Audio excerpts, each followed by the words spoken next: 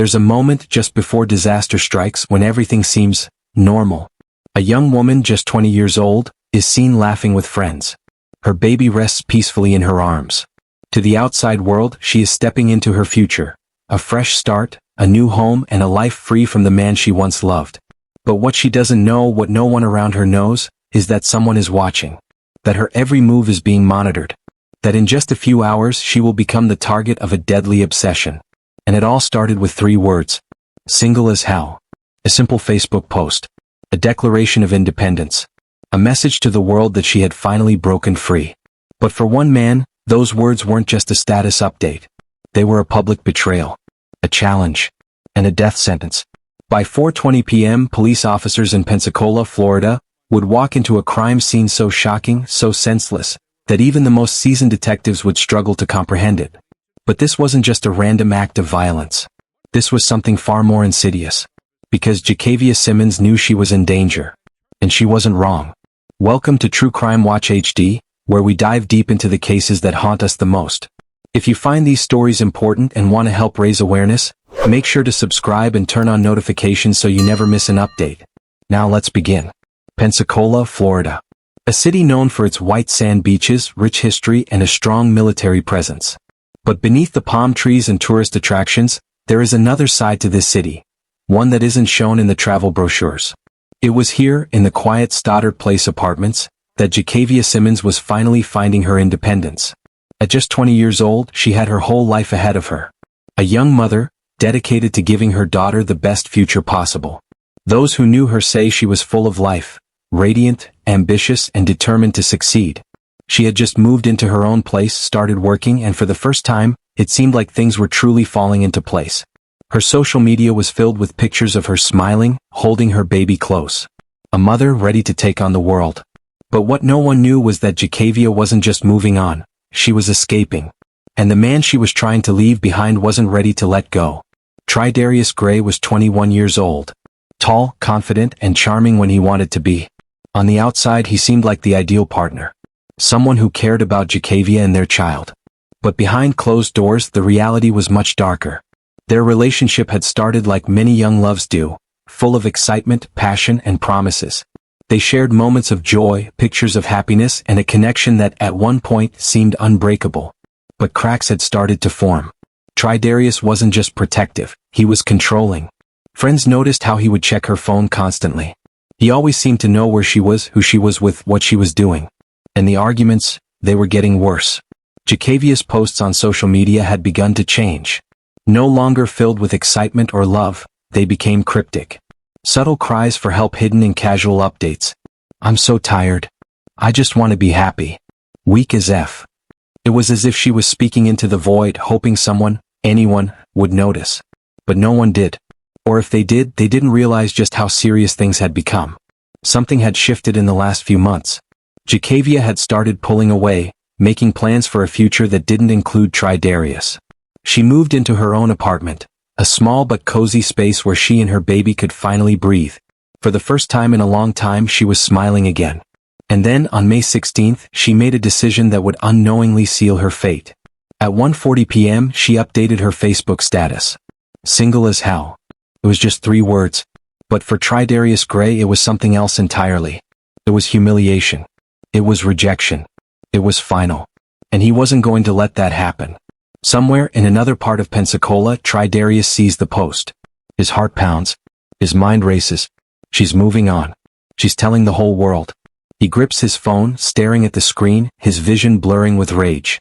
This isn't just a breakup. This is an attack on his pride. Jacavia is telling everyone that she doesn't need him. And for someone like Tridarius, that isn't just painful. It's unacceptable. He opens their last conversation. His messages are left on read. No response. And that's when he makes his decision. He grabs his gun. And he gets in his car. By 4 p.m. Jacavia is at home. The sun is beginning to set, casting golden light across her apartment. She has no idea what's coming. No idea that at this very moment, the man she thought she had escaped is driving toward her. No idea that this will be the last hour of her life. And when the knock comes at the door, she opens it. And everything changes. The knock on the door. It's a sound we hear every day, something so ordinary that we never think twice about it. But for Jacavia Simmons, this wasn't just a knock. It was a warning. Because standing on the other side of that door was the man she thought she had escaped. And he had a gun. At 4:20 p.m., the sun was beginning to set over Pensacola, Florida. In the Stoddard Place apartments, everything seemed calm. Children were playing outside. Neighbors were coming home from work. But inside apartment 158, a storm was about to erupt. Jacavia opened the door and there he was. Tridarius Gray. His face was unreadable. His breathing was heavy. He stepped inside without waiting for an invitation. Maybe Jacavia thought she could reason with him. Maybe she had seen him like this before and believed she could calm him down. But this time was different. Tridarius had already made his decision. What was said in that apartment will never be fully known. Did she try to push him away? Did she beg him to leave? Or did she realize in that split second that there was no way out? What we do know is that voices were raised. A neighbor later told investigators that she heard a heated argument, muffled through the walls. It sounded like Jacavia was pleading, her voice rising in desperation. And then a pause. A moment of silence. Followed by a gunshot. Then another. And another. 5 in total. When the noise stopped, the apartment was quiet. Except for one sound. A baby's cry. What goes through the mind of a man who has just killed the mother of his child? Regret? Rage? Relief? Tridarius Gray stood over Jacavia's lifeless body. Blood pooled on the floor, spreading like a dark stain across the fresh start she had been trying to build. The woman he claimed to love, the woman he had once promised a future to, was gone. And he had done it. He had taken everything from her. But in that moment, Tridarius faced the one thing he had been running from all along. Himself. For months he had blamed Jacavia for everything. For his anger, for his pain, for his loss of control. But now she was gone. And the rage was still there. So he turned the gun on himself. One last shot. One final act of violence. 4:25 p.m. The first 911 call came from a neighbor. The dispatcher's voice was calm, practiced. 911, what's your emergency? I heard gunshots. I think someone's been hurt. There's a baby crying. Within minutes, sirens echoed through the streets. Police cars pulled into the complex, their flashing lights cutting through the evening haze. Officers moved quickly, guns drawn. No one knew what to expect. Was there still an active shooter? A hostage situation? What they found inside apartment 158 would stay with them forever. Jacavia's body was slumped on the floor, motionless. Her blood soaked the carpet. Tridarius lay nearby, the gun still in his hand.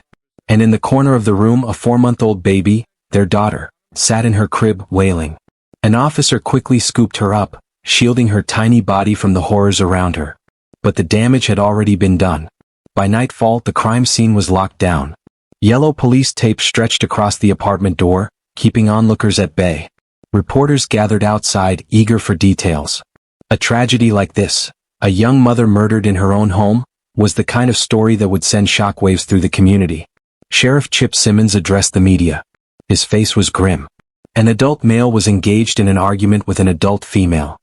He took a gun, fired at the female, and then turned the gun on himself. The case seemed straightforward. A murder-suicide. Another act of domestic violence ending in tragedy. But as investigators began to dig deeper, the pieces of the puzzle weren't fitting together as neatly as they had expected.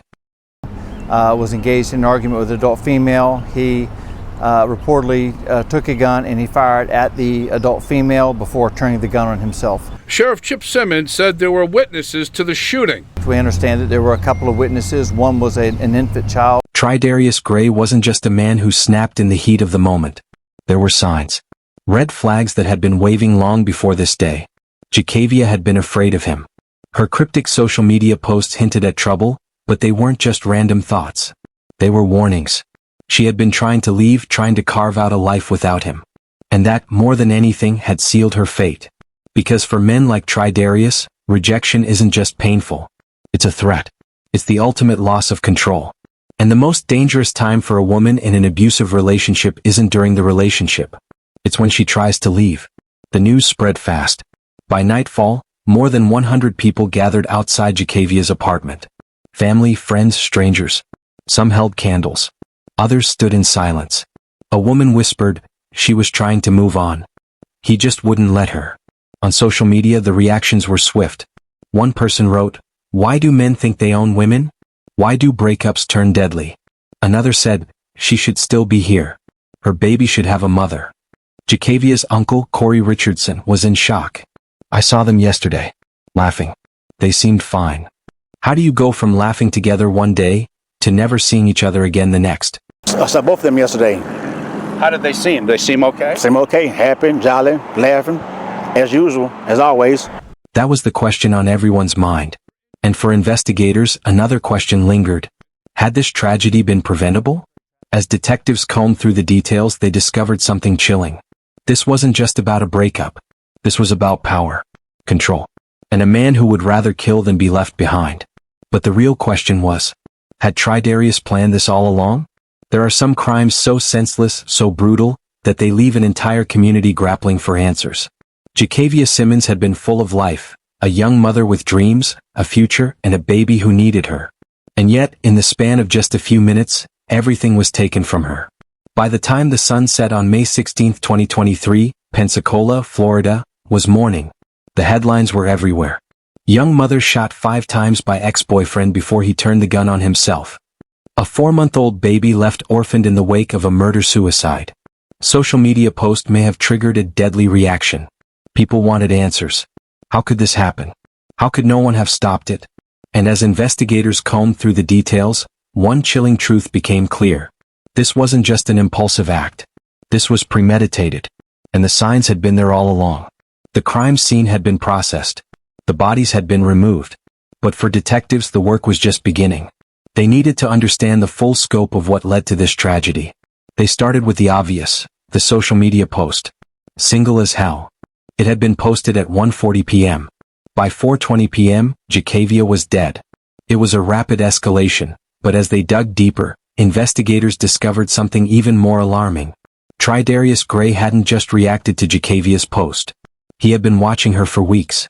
Friends came forward with unsettling details. Jacavia had expressed fear in the months leading up to her death. She had told those closest to her that Tridarius would never let her go. He wasn't just an ex-boyfriend. He was obsessed. He had called her repeatedly after she moved out. He had sent messages that started as apologies but quickly turned into threats. And then there was the GPS tracking. Jacavia had confided in a friend that she suspected Tridarius had a way of knowing where she was at all times. Had he been tracking her phone? Her car? Investigators couldn't confirm, but the pattern was clear. He had been keeping tabs on her. Waiting. And when she finally made it official, when she publicly declared her independence, he snapped. Phone records painted a chilling picture of Tridarius Gray's final hours. After seeing Jacavia's post, he had made 6 phone calls, all unanswered. By 2 p.m. he had stopped trying to reach her. And that's when the real plan went into motion. He withdrew cash from an ATM. He drove to a friend's house but stayed only minutes. Then, at 3:45 p.m., he was seen at a gas station. Surveillance footage showed him pacing near his car. One witness later told police that he looked off, like a man on edge. By 4:10 p.m., he was parked outside Jacavia's apartment. He sat there for 10 minutes, waiting, building up the courage to do what he had already decided. And then he knocked on her door. In the wake of the tragedy, the questions seemed endless. Could this have been prevented? Did Jacavia know she was in imminent danger? And if she did, why didn't she call the police? Experts in domestic violence say that victims don't always report threats, because often they're not taken seriously.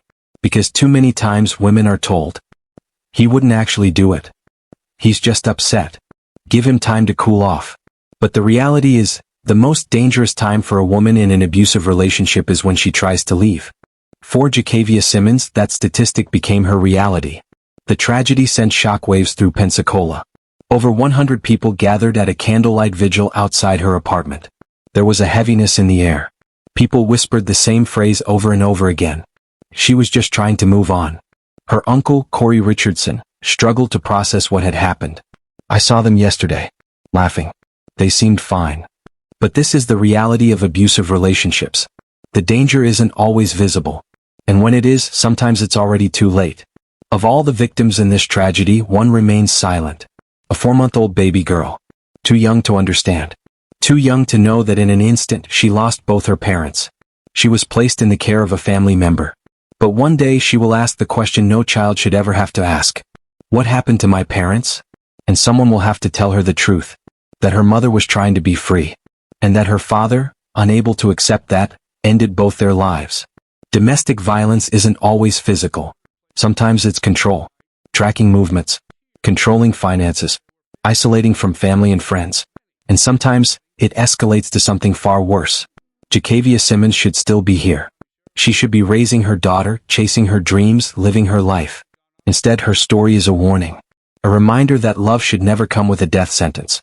If you or someone you know is in a controlling or abusive relationship, don't wait for it to get worse.